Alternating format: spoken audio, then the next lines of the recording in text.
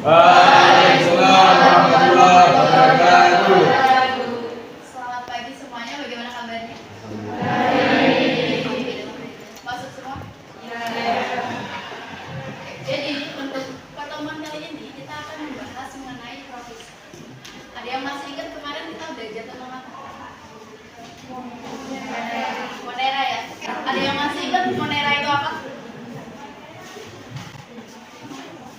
Ada yang masih ingat? Jadi Monera itu berasal dari kata moneras yang artinya tunggal. Jadi bisa kita definisikan bahwa Monera adalah makhluk hidup prokariot yang dia memiliki sel tunggal. Sel tunggal artinya dia prokariot. Nah, untuk kali ini kita akan belajar tentang protista. Nah, ada yang tahu kita memiliki berapa kingdom? Ada 5 kingdom ya. Kingdom Monera, kingdom protista, terus kingdom fungi, lantai, animalia. Ada 5 kingdom. Nah, ada yang tahu kenapa protista itu dibedakan dari kingdom-kingdom yang lain, terutama kingdom Monera yang udah kita bahas sebelumnya? Belum ya? Nah, jadi ada beberapa alasan sebenarnya kenapa Monera itu dibedakan dari kingdom-kingdom yang lain. Nah, alasan yang pertama, kenapa protista dibedakan dari kingdom Monera adalah karena Monera tadi dia bersel tunggal. Nah, artinya dia prokariotik. Sementara Monera itu dia sudah memiliki selaput sel, sehingga dia disebut eukariot. Dia bersifat eukariot. Nah, alasan yang kedua apa? Alasan yang kedua adalah organ yang dari Monera itu masih terkesan sederhana, masih belum bisa diidentifikasi bagian-bagiannya. Nah, sementara di protista itu organelnya sudah bersifat kompleks, sehingga kita bisa membedakan bagian-bagiannya beserta fungsi. Kemudian alasan yang ketiga kenapa protista dibedakan dari kingdom Monera adalah karena kingdom Monera itu melakukan pembelahan secara amitosis. Ada yang tahu amitosis apa? Dia melakukan pembelahan secara amitosis ya, dia membelah aja. Dia memiliki DNA, kemudian di selnya membelah, sudah itu amitosis. Nah, sementara di protista dia memiliki cara membelah yang lebih kompleks atau biasa kita sebut dengan pembelahan mitosis, yang mana dia memiliki tahap-tahapnya tersendiri. Nanti ada profase, metafase, anafase, dan yang mungkin akan kalian pelajari di kelas. Tahu agar-agar kan dia terbuat dari apa? Iya, benar, dari rumput laut. Nah, rumput laut itu termasuk dalam salah satu jenis protista yang nanti akan kita pelajari. Itu adalah salah satu manfaat dari protista itu sendiri. Kemudian yang kedua, kita cari di kehidupan kita. Ada yang tahu penyakit malaria? Tahu karena apa? Ya, karena gigitan nyamuk. Nah, nyamuknya ini ada namanya ada Anopheles, di mana dia sudah terinfeksi oleh Plasmodium. Nah, Plasmodium ini adalah salah satu dari jenis protista juga. Nah, ketika nyamuk itu sudah terinfeksi oleh Plasmodium, kemudian menggigit kita, akhirnya kan air liur dari nyamuk akan masuk ke dalam aliran darah kita, sehingga bisa menyebabkan malaria itu. Nah, itu adalah beberapa contoh dari protista. Kenapa air kolam berwarna hijau? Iya, karena dia memiliki kadar alga yang tinggi di dalam air gitu. Nah, kenapa dia selalu berwarna hijau? Karena di dalam alga dia memiliki klorofil ya. Klorofil berwarna hijau. Sehingga air kolam juga berwarna hijau karena kandungan alga yang sangat tinggi. Nah, dia itu bisa tumbuh subur karena adanya oksigen, adanya sinar matahari, dan juga kandungan nitrat yang tinggi di dalam air.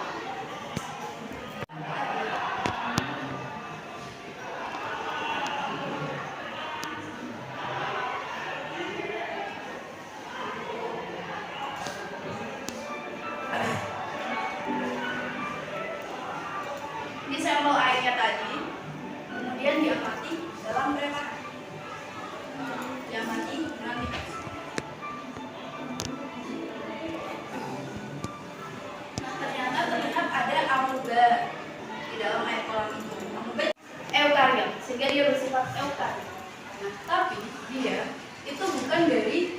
golongan animalia, bukan dari golongan fungi, dan juga bukan dari golongan plantae. Tapi dia eukariot. Nah, kenapa dia tidak bisa dimasukkan ke dalam ketiga kingdom tadi? Kingdom fungi dia nggak bisa masuk, ke kingdom animalia dia nggak bisa masuk, ke kingdom plantae dia nggak bisa masuk. Kira-kira ada yang tahu alasannya kenapa? Belum ya, kita belajar hari ini. Jadi, kita misalkan ketika kingdom protista kita masukkan ke dalam kingdom animalia. Nah, salah satu sifat dari protista adalah dia ternyata memiliki dinding sel. Protista itu memiliki dinding sel. Sementara di animalia dia tidak boleh memiliki dinding sel. Dia tidak memiliki dinding sel di animalia. Sehingga dia tidak bisa dimasukkan ke dalam kingdom animalia karena tidak masuk ke dalam karakteristiknya, tidak masuk ke dalam spesifikasinya. Nah, protista sudah memiliki dinding sel. Coba kita masukkan ke dalam kingdom plantae. Plantae kan memiliki dinding sel ya. Nah, tapi ternyata selain memiliki dinding sel, protista juga memiliki alat gerak, yang mana alat gerak dimiliki oleh kingdom animalia. Sehingga inilah kenapa dia juga tidak masuk ke dalam kingdom plantae. Nah, yang ketiga, kenapa dia tidak bisa masuk ke dalam kingdom fungi? Padahal secara struktur dia memiliki spora, dia memiliki hifa, dia juga tidak memiliki klorofil seperti jamur sejati pada umumnya. Tapi kenapa dia tidak masuk ke dalam kingdom fungi? Karena dia memiliki siklus hidup dan juga cara reproduksi yang berbeda. Nah, itu adalah kenapa dia tidak masuk ke dalam tiga kingdom tadi. Nah, ini ciri umum dari protista. Yang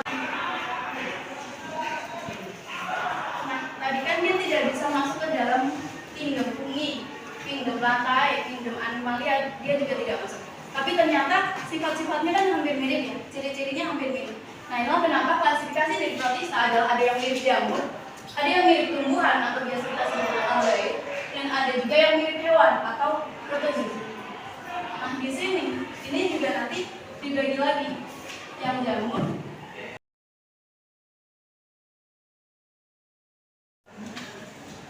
Nah, kenapa dia dipindahkan dari kingdom fungi? Tadi karena apa? Iya, karena cara reproduksi dan siklus hidupnya itu berbeda dari jamur sejati, dari kingdom fungi.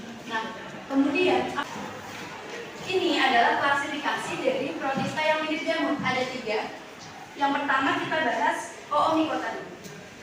Dia sifatnya adalah dia heterotrof, kemudian dia aselular, pigmennya itu cenderung kuning dan juga jingga. Kemudian untuk hidupnya itu dia memiliki 2 fase. Ada fase ameboid, di mana dia bisa bergerak dengan bebas, dan ada juga fase dewasa, yang mana dia nanti mengalami reproduksi. Kemudian yang ketiga adalah ada Acaciomycota, yang mana sifatnya atau cirinya yang pertama adalah, kemudian yang kedua adalah klasifikasi dari protista yang mirip tumbuhan. Nah, ada yang tahu mengapa dia dikatakan mirip dengan tumbuhan? Karena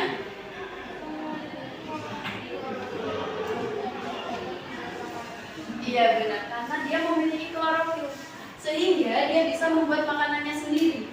Nah, karena dia bisa membuat makanannya sendiri, sehingga dia bersifat autotron.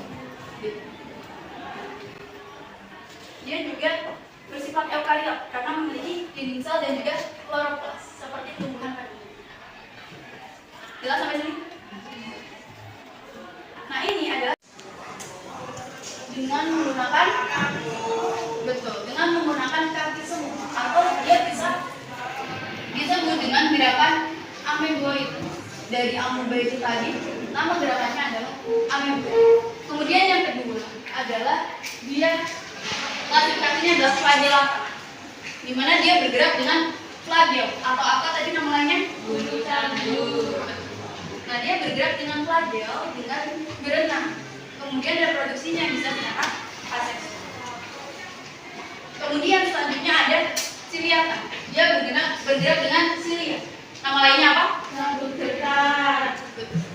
Kemudian dia menangkap makanannya itu dengan cilianya itu tadi. Dia selain menjadi alat gerak, dia juga bisa menangkap makanan dengan alat geraknya. Ini adalah tahapan dari reproduksinya. Nah, langkah yang pertama sebelumnya ini kan ada 2 paramecium, ya kan? Nah, yang ini adalah dia macronukleus,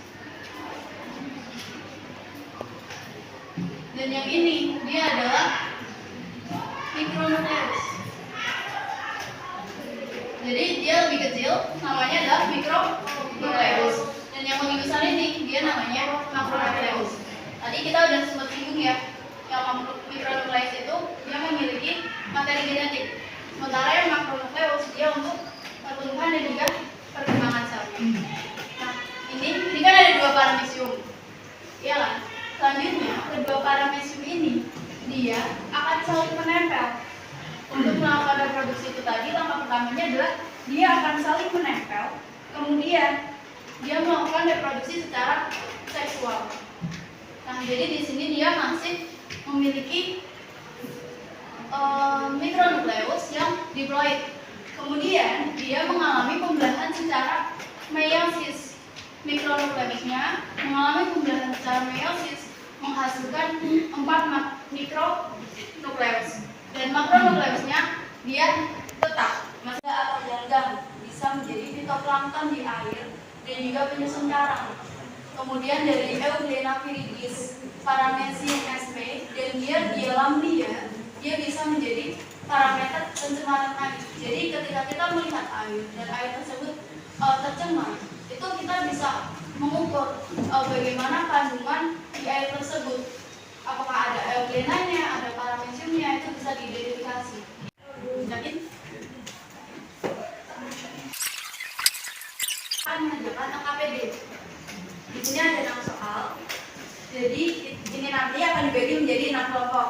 Nah, kelompok 1 akan mengerjakan nomor 1 terlebih dahulu, kelompok 2 mengerjakan nomor 2 terlebih dahulu, dan seterusnya. Tapi semuanya tetap harus dikerjakan ke 6 nanti.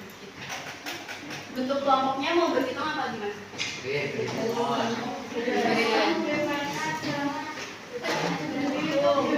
Berhitung aja ya. Berhitung aja dari belakang sampai 6. 1, 2, 3, 4, 5, 6, 7, 1.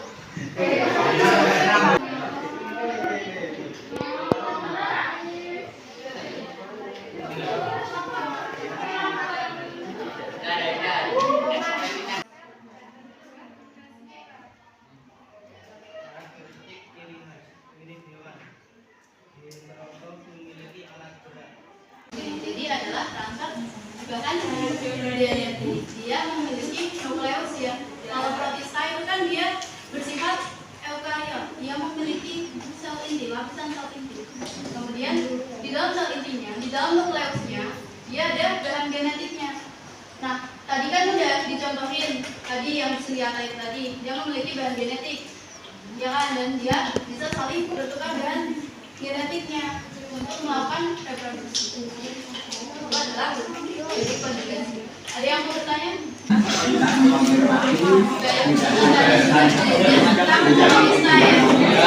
Klasifikasinya ada yang mirip jamur, ada yang mirip tumbuhan, dan juga ada yang mirip hewan. Nah, dari bahan dia, kenapa dia bisa dikatakan mirip